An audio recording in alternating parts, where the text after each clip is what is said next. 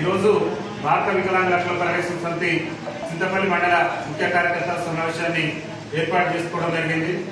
ప్రధానంగా తెలంగాణ రాష్ట్ర ముఖ్యమంత్రి రేవంత్ రెడ్డి గారిని భారత వికలాంగుల హక్కుల పరిరక్షణ సమితి రాష్ట్ర కమిటీ పక్షాన్ని మేము ఒకటే డిమాండ్ చేస్తున్నాం. కాంగ్రెస్ పార్టీ అసెంబ్లీ ఎన్నికల ముందు మరి ఆనాడున్నటువంటి ప్రభుత్వం ఇచ్చేటటువంటి 4,000 పదాలు కాదు, మేము అధికారంలోకి వస్తే వికలాంగుల పెన్షన్ ని మేము గెలిచిన వెంటనే 6,000 రూపాయలు ఇస్తామని చెప్పేసి ఆనాడు ముఖ్యమంత్రి రేవంత్ రెడ్డి గారు అసెంబ్లీ ఎన్నికల సాక్షిగా మరి వికలాంగుల సమాజానికి హామీ ఇవ్వడం జరిగింది. మరి ముఖ్యమంత్రి గారు రేవంత్ రెడ్డి గారు వచ్చి ఇప్పటికీ 9 నెలలు గడుస్తుంది.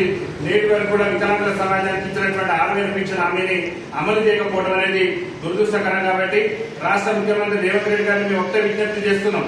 మీరు పెన్షన్ పెంచడమా, వికలాంగుల పెన్షన్ 6,000 పెంచడమా, లేకుంటే మీ ముఖ్యమంత్రి పీఠం నుంచి గడ్డ దిగిపోవడం అనేది నేర్చుకోవాల్సింది మీరే అని చెప్పేసి కూడా భారత వికలాంగుల హక్కుల పరిరక్షణ సమితి రాష్ట్ర కమిటీ పక్షాన్ని డిమాండ్ చేస్తూ